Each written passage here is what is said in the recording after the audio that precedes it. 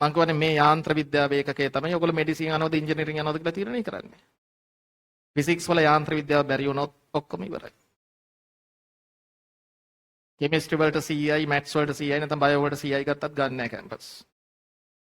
ඉස්කෝලේ පටන් ගන්නෙත් ලබන මාසෙලු. දෙන්නම් පටන් ගත්තාම බැටි දෙයි මගුල. ඔයගලන්ට හැඟීමක් නැත්තේ A level තරඟ විභාගයක් කියලා. ඒ හැඟීම හරියටම එනකොට සමහර ළමයින්ට පරක්කු වැඩි. යන්න ඕනේ සෙට් එක ඉස්සරහට ගිහිල්ලා. ඇත්තටම A level ෆයිට් එක තියෙන කවදටද? පළවෙනි ටර්ම් ටෙස්ට් එකේ. 90යි. මේ රේඛාවේ අනුක්‍රමණය සමාන වෙන්නේ tan 90ට. 2026 දන්න කියන අය ඉන්නව නම් විභාගය කරන යාන්ත්‍ර විද්‍යාව බැරි වුණාම A level වලට මොකද වෙන්නේ කියලා අහගන්න ඒගොල්ලන්ගෙන්. 2026 ළමයි දැන් යාන්ත්‍ර විද්‍යාව ඇනගෙන A level කඩාකප්පල් කරගෙන ඉවරයි බහුතරයක්. මම කියන්නේ මේ යාන්ත්‍ර විද්‍යාව ඒකකයේ තමයි ඔයගොල්ලෝ මෙඩිසින් යනවද ඉංජිනේරින් යනවද කියලා තීරණය කරන්නේ. ෆිසික්ස් වල යාන්ත්‍ර විද්‍යාව බැරි වුණොත් ඔක්කොම ඉවරයි. කෙමිස්ට්‍රි වලට CI, මැත්ස් වලට CI නැත්නම් බයෝ වලට CI ගත්තත් ගන්න නැහැ කැම්පස්. යාන්ත්‍ර විද්‍යාව වැටුණා කියන්නේ A level down. ඒකයි කියන්නේ කට කැඩෙනකන් කියන්නේ ඒකයි. ඉගෙන ගන්න මේක මිස් වෙන්න දෙන්න එපා කියලා. මම කියන එක විශ්වාස නැත්තම් 2026 සෙට් එකෙන් අහන්න. 9S ගත්ත අයියලා අකකලෙන් අහන්න. දැන් පෙරහැරේ කොතනද ඉන්නේ කියලා.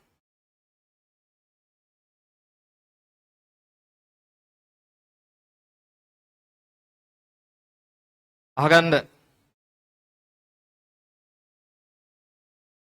මෙතනක් තියෙනවා ලොකු සෙට් එකක්.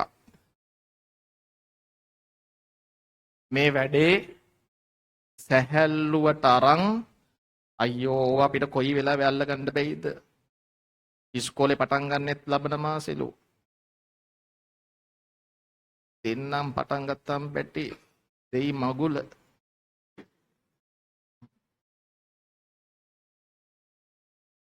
මේක හරි සරල සූත්‍රයක් නේ තියෙන ළමයි. ඕගොල්ලෝ තව ටික කාලයකින් දෙන්නම් බැටේ කියලා සෙට් වෙද්දී මේ වෙනකොට බැට් කරගෙන යන්නේ උන් සෙට් එක. ඔනිකන් ඩික්ලයි කළා ඉන්නේ. නැත්නම් විකට් එක නිකන් පූජා කරලා ඔන්න අපි පරාද වුණා උඹලා දිනපල්ලා කියලා. එමෙයි. ඔයගලන්ට හැඟීමක් නැත්තේ A level තරඟ විභාගයක් කියලා. ඒ හැඟීම හරියටම එනකොට සමහර ළමයින්ට පරක්කු වැඩි. යන්න ඕනේ සෙට් එක ඉස්සරහට ගිහිල්ලා.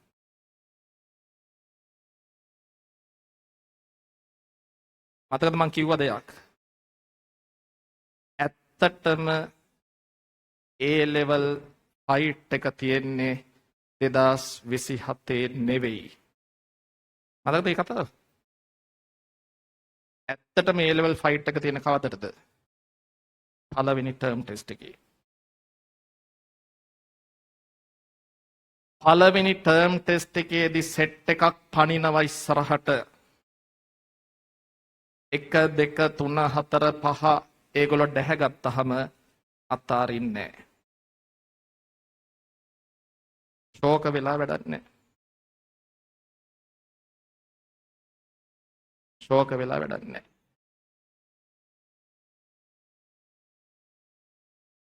හිත ඉන්න. හිමින් දෙන්නම් ගේම ගහන්න මගුල. ගහයි.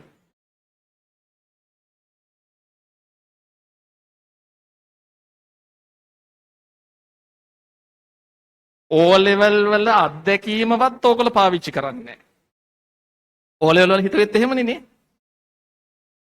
ආයා ෆස්ට් ටර්ම් ටෙස්ට් එකේ පළවෙනියා වුණාට අල්ලන්නම්කෝ. ඇල්ලුවද? අල්ලයි නැට්ට. ඇල්ලුවා?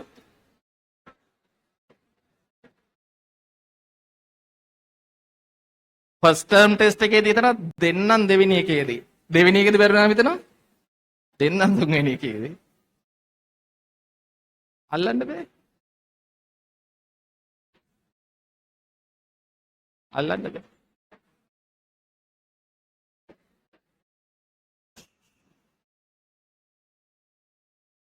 වාසනාවන්ත පණිවිඩය මොකක්ද? ඒ ටූර්නමන්ට් එක ඉවරයි. ඒ තරංගාවලිය ඉවරයි ඕ ලෙවල් එකෙන්. මේ අලුත් තරංගාවලියක්. ඕ ලෙවල් ග්‍රේඩ් ෆස්ට් වෙච්ච ළමයා ඒ ලෙවල් පන්තියේදී ග්‍රේඩ් ෆස්ට් වෙනවා කියලා කොහෙවත් නීතියක් ලියවිලා නැහැ. හැමෝටම ඒ අවස්ථාව විවෘතයි. ෆයිට් කරන කෙනා අල්ලනවා. ෆයිට් කරන කෙනා ඔට්ටුණු පළඳිනවා. ඕගොල්ලෝ මොන කෙනාද කියලා හිතලා බලන්න.